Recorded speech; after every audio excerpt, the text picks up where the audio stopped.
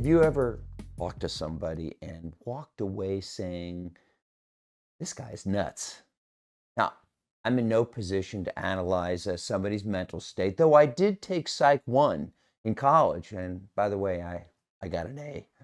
But nonetheless, even one as unqualified as me can pick up clues that somebody doesn't have both oars in the water.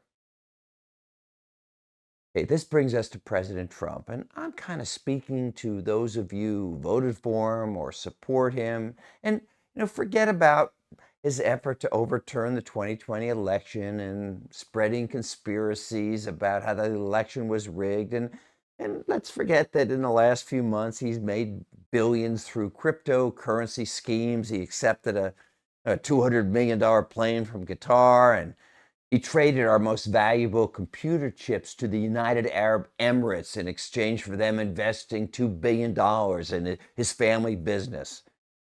And I'm not even talking about the cruelty, like when he made that joke about the violent attack on Nancy Pelosi's husband, or his claims that migrants are poisoning the blood of our country, or those crude names he uses to describe people he doesn't like. He says Rosie O'Donnell's a slob, Arianna Huffington is ugly inside and out, Bette Miller is grotesque. I'm not even talking about that.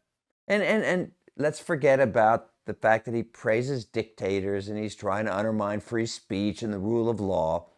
Here's my question. Would you admit that something's not quite right with this guy? I mean, do you ever walk away after listening to him and say, what the, you know what I mean? I mean, for one thing, he seems to just make up stuff as he goes along.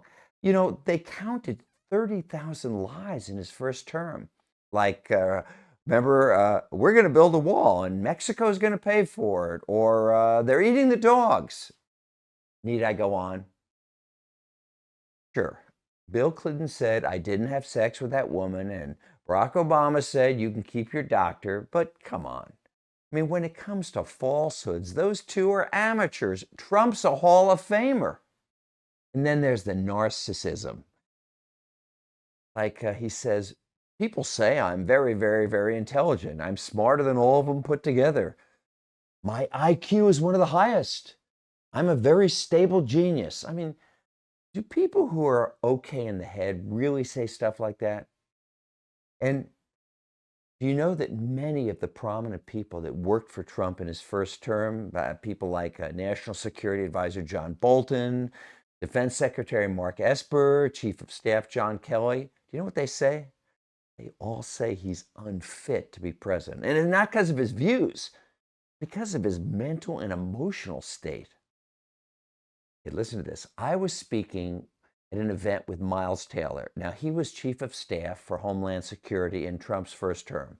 He told me, and you can't make this up, he said that Trump used to call him all the time to ask how much would it cost to put a moat around the southern border filled with crocodiles, keep the migrants out.